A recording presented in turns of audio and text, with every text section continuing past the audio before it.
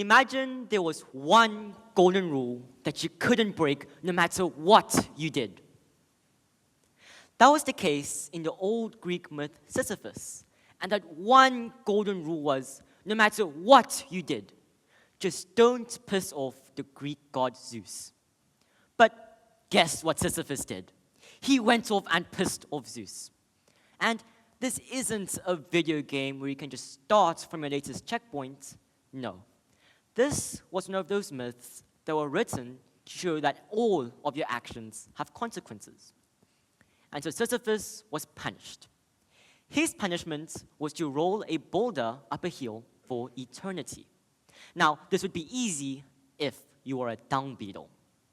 Obviously, he wasn't. And there was also a tiny little twist that Zeus put on this punishment. And it was that the closer the boulder got to the top of the hill, the heavier it would get. Until it got so heavy that no matter how hard Sisyphus pushed, it would always roll back down. So, I have to admit, Sisyphus is in an aversive situation. So, why did I name the speech, "One must imagine Sisyphus happy," instead of the very obvious answer of Sisyphus is depressed? But let's take a step back from Sisyphus. We similarly, in our lives, roll many boulders, whether it was pursuing an educational degree, trying to get a job, or even trying to get into a long-term relationship. However, these things don't always work out. Our boulders come rolling back down, and after a bit of sadness and grief, we inevitably start rolling again. But Sisyphus has been doing this for an eternity. I believe he's achieved something psychologists would like to call learned helplessness. It's exactly like it sounds. He's learned to be helpless. When people are in bad situations, they realize that because something didn't work in this situation, it most likely won't work in a similar situation. Sisyphus, after failing time after time after time again, realized that there's no point to this arduous task. He doesn't see a future worth living for. One must imagine Sisyphus depressed. But that's when French philosopher Albert Camus comes in.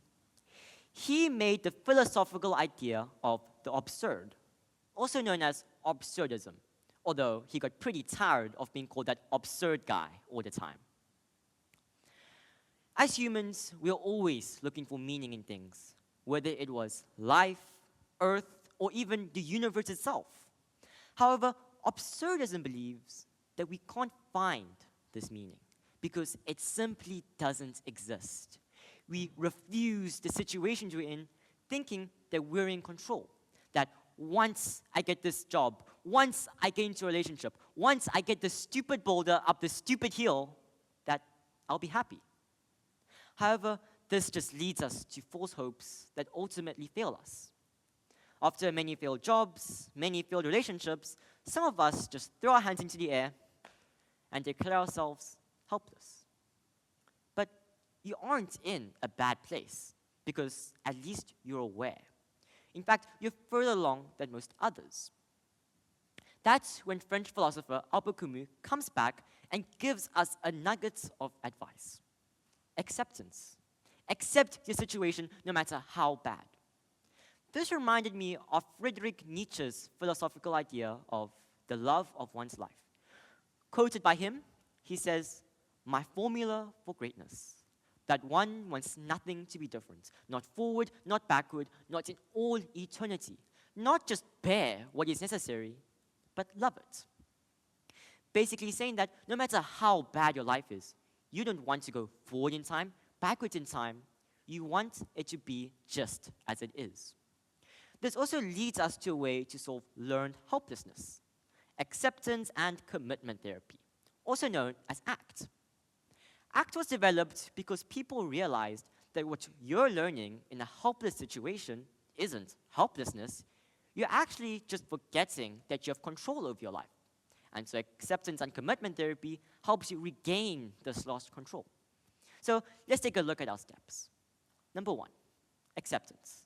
Accept your thoughts and emotions. Don't push away the negative reactions and thoughts. Accept them. Instead of thinking about the time that you dated a person, think, I'm having the thoughts of the time I dated that person. This is called seeing the self in context, where you see all your thoughts as an outsider without any bias. This way, you will be able to accept your thoughts for what they really are. Our acceptance entails commitment. Remember, the point of ACT is to help us reclaim control over our lives, and that's what it assumes we want. The point is that our resistance to what has happened or what is happening is keeping us out of control. But by accepting it, we can decide what we want it to be on our own terms. Now, don't get me wrong. This doesn't mean that you have to accept what it will be, if you can even see a way of changing that at all. But sometimes, some of us aren't in a good place to look into the future. Sometimes, some of us are condemned by our metaphorical Zeus to roll a boulder up a hill for eternity. To accept a good example of this acceptance and commitment therapy comes from the book Flow by Malay. It talks about a man named Rico who works on an assembly line. All of his co-workers resist an admittedly boring and monotonous job. But Rico, he challenges himself. He challenges himself to do the job as perfectly and as efficiently as possible. He stated in an interview that he felt a sense of exhilaration by using his skills to the fullest. Rico later even had time to start a mechanical engineering degree.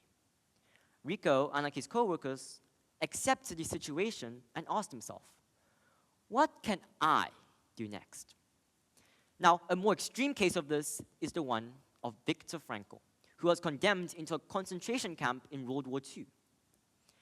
Although he was there, he still saw the beauty in the world around him and carried out the goodness in himself. In such a materialistic, unfree place, he found freedom in his reaction to external circumstances. In the last lines of the myth of Sisyphus, it talks about how he's completely focused, almost lost in the task of rolling this boulder up a hill. I believe that he is what Buddhists like to call in a flow state. Camus imagines that Sisyphus has surmounted all forms of despair. He's broken the shackles of learned helplessness and again has reclaimed control over his life.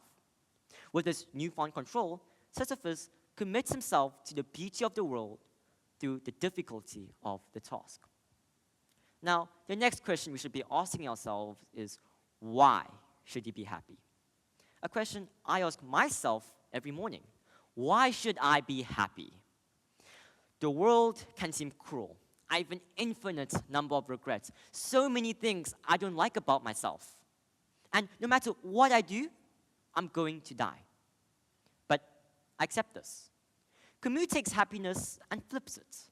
Instead of seeing it as something you have to gain, he sees it as an ethical commitment. We owe it to the goodness in the world and the goodness in each and one of us to be happy. And so, in Camus' eyes, the best way to be happy is to look at the happiness in the world.